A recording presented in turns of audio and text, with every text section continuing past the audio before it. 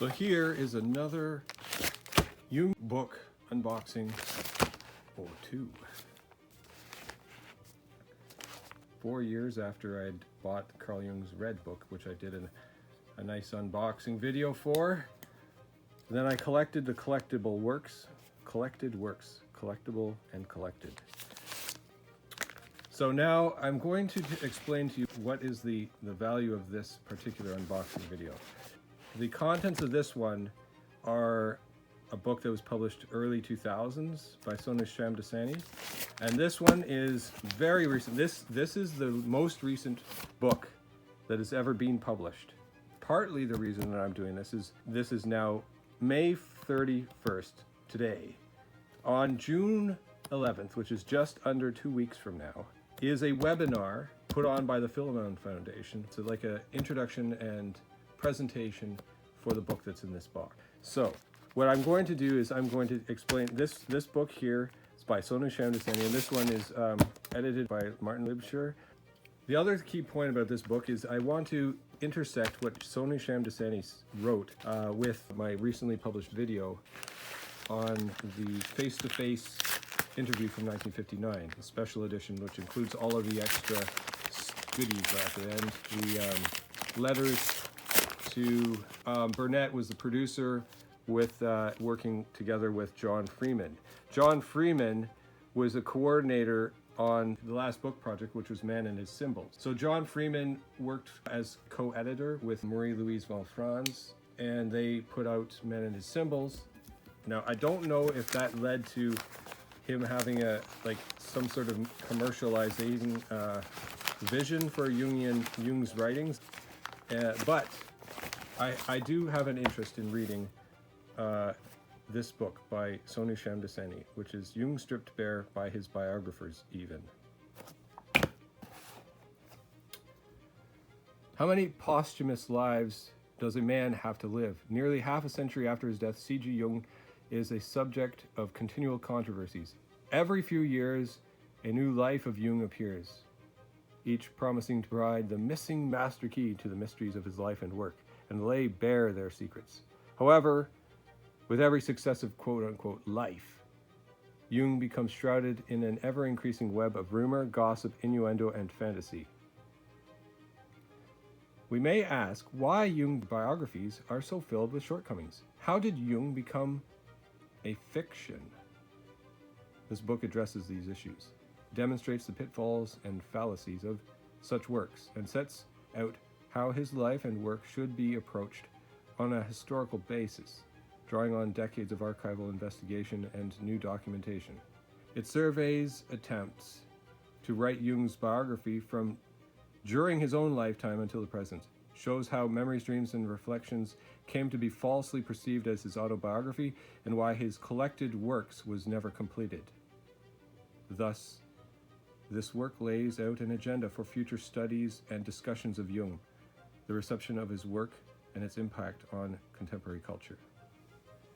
Sonu Shamdasani is a historian of psychology and a research associate at the Wellcome Center for the History of Medicine at University College London. He is the author of Jung and the Making of Modern Psychology, A Dream of Science, and cult fictions CG Jung and the Founding of Analytical Psychology, which won the Gradiva Prize of the World Association for the Advancement of Psychoanalysts in 1999 for the best historical and biographical work. He has also edited several books. So I'm curious just to skim from the index if there is. Oh, yes, of course. Presuming there was an index, and see, there's mention of Maria Maltzer. And I want to see what John Freeman. Only one entry, and it's in a note on page 19. So John Freeman is probably not considered a biographer or a contributor to a clouding of knowledge. I'm going to presume. But I want to read this book, and it's not very long. See, it's relatively short. Now, the second key book here is, it was just released in 2023, and there is a forthcoming webinar, which I will link wherever I put this video up.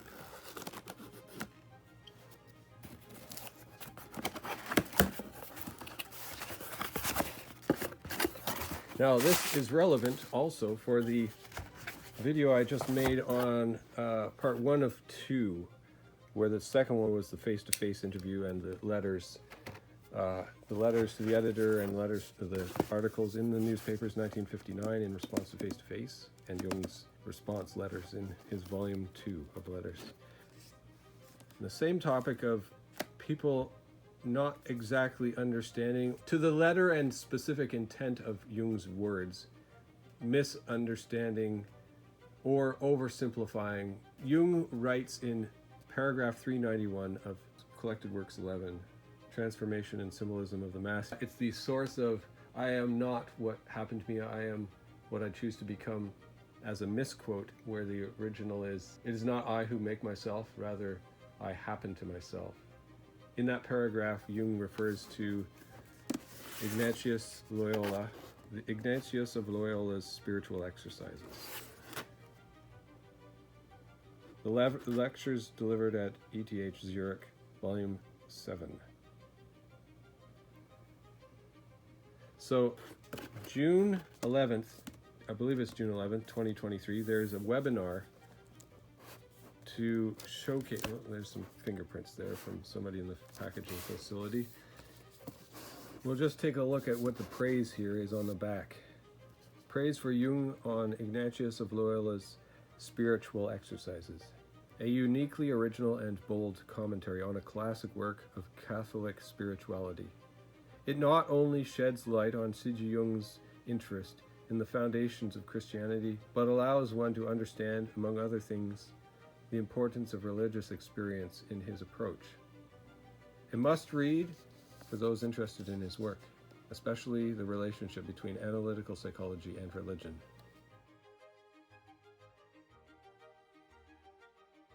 I'm making this presentation because many times Philemon Foundation presentations, webinars have come and gone, and I completely missed out. It's like buying a book. For the cost of buying a book, but you get exclusive one-time experience with the living people that created the Black Books and the Red Book, the continuous work on publishing the as yet unpublished works of Carl Jung. 11th of June 2023, launch webinar. Jung's lectures on the spiritual exercises of Ignatius of Loyola. Presentation and discussion by Martin Libscher. This launch webinar introduces Jung's 1939 to 1940 lecture series on Ignatius of Loyola's spiritual exercises at ETH Zurich. Reconstructed from previously unknown notes and published in full for the first time. These illuminating lectures are the culmination of Jung's investigation into traditional forms of meditation and their parallels to his psychotherapeutic method of active imagination. Jung presents Loyola's exercises as the prime example of a Christian practice comparable to yoga and Eastern meditation, and gives a psychological interpretation of the visions depicted in the saint's autobiographical writings. Offering a unique opportunity to encounter the brilliant psychologist as he shares his ideas with the general public, the lectures reflect Jung's increasingly positive engagement with Roman Catholicism, a development that would lead to his fruitful collaborations after the war with eminent Catholic theologians such as Victor White, Bruno de Jesus Marie, and Hugo Rayner. An excerpt is available via this link. Donors who have contributed $50 or more since 2022 may purchase the volume at an author's discount plus applicable shipping and taxes. This public webinar will be free for all who have donated more than $50 since 2022. Tickets are $30. It's 7 p.m. British Standard Time, which makes that 2 p.m. Eastern and 11 a.m. Pacific.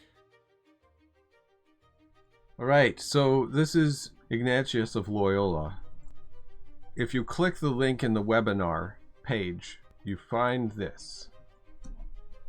It's a short excerpt. It's copyright Princeton University Press. It's just put up here, I guess, for sample, for interest in marketing. You can see in the table of contents, on average, the lectures are about 10 to 12 pages long. Let's say 11 to 12 pages long.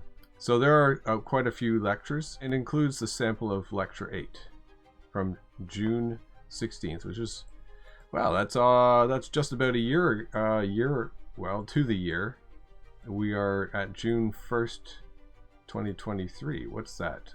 40, 60, 23, so 40, 60, 84, almost 84 years ago to the day.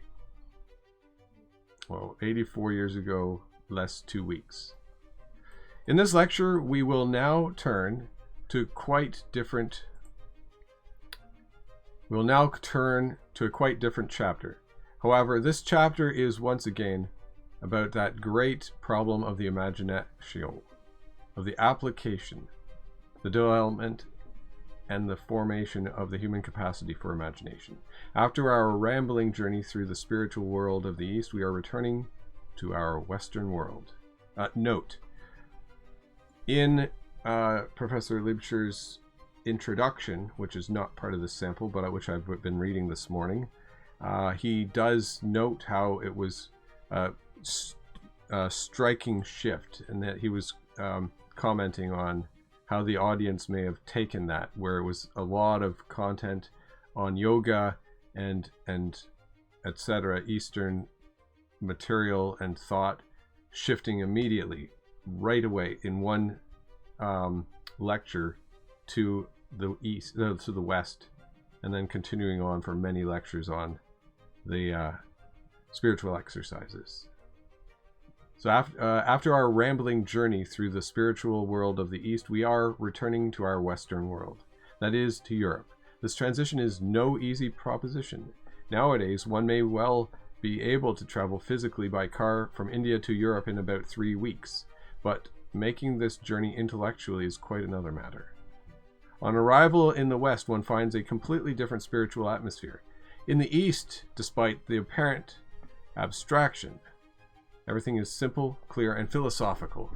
It is about insight, differentiation, and understanding.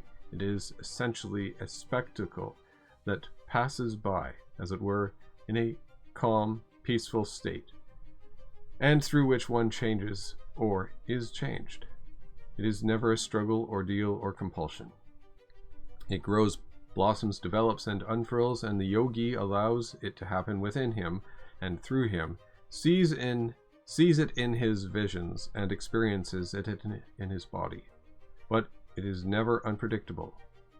There is no decision or torment. One hears nothing about conscience. Morality comes into the picture only incidentally, in the form of a technical mistake, for example. If you study Buddhism, which has a highly developed ethics, you see that not only the ways of life, but also the ethical attitudes are highly humane. If someone becomes a monk and isn't happy being celibate, he can continue living outside the monastery as a lay or secular monk.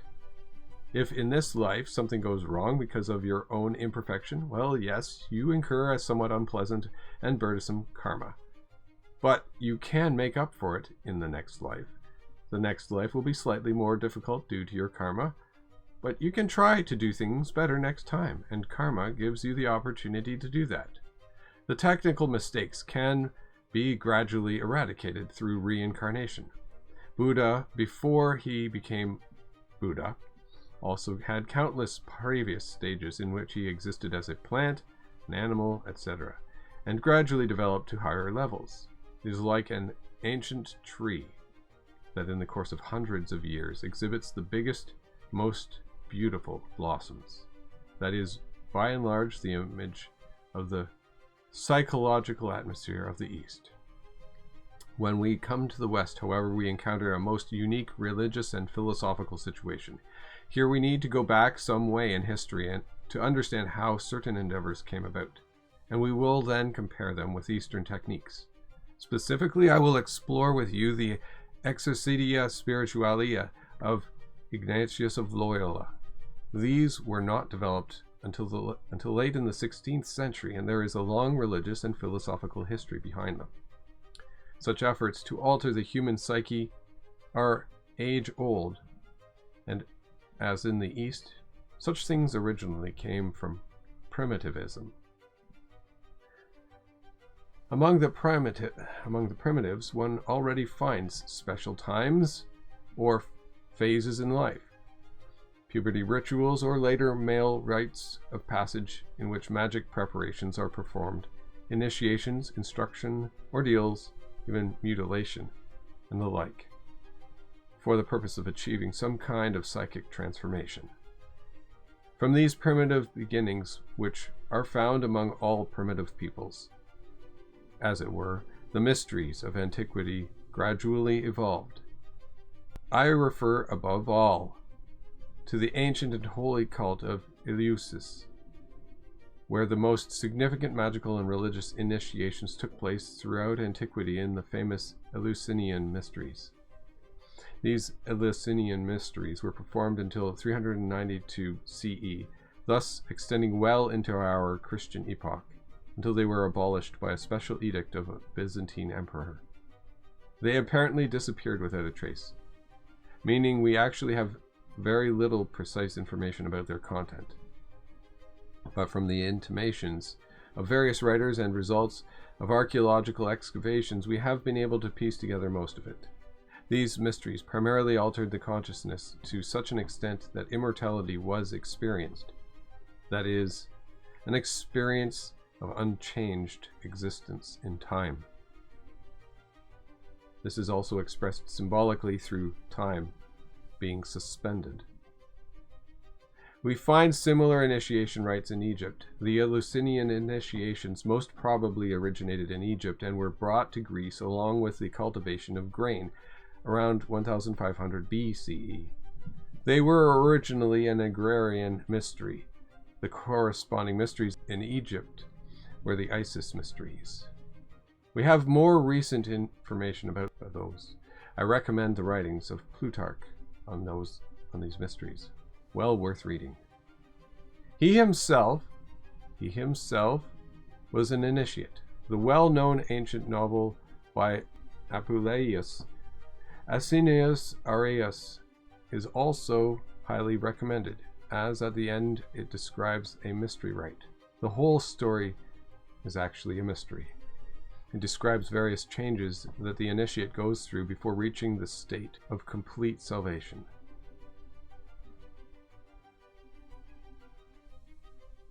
There were, of course, many other mysteries as well as these ones. For instance, Samothracian mysteries in which the Kabiri initiations took place.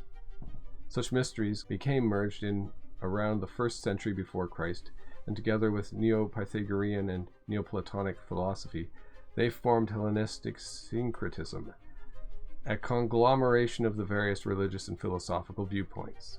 In practical terms, this resulted in numerous variations of the different mysteries. You can get a fuller picture in the Book of Gnosis by Leisengang, for example. There you will find many traces of these unique spiritual movements. I remind you again of Demeter and Kabiri, which I talked about after the dreams last year. Note 100. Let me just read that note. It's very long. See Jung's lecture of 17th June 1938, which is called Jung's Modern Psychology Lectures, Volume 5.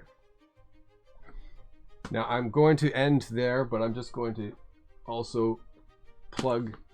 See, I was reading the book this morning, but I also have Professor Martin Libscher's book on the correspondence between Jung and Erich Neumann. It's not one of the Jung's lectures on modern psychology, the 8-volume set that's being published by Philemon Foundation, but this is a correspondence book, which is like an extension of his letters volumes 1 and 2 and correspondence letter volumes. And so that's where I'll leave this video. If anyone's interested, I highly recommend getting a ticket. And thank you very much for listening.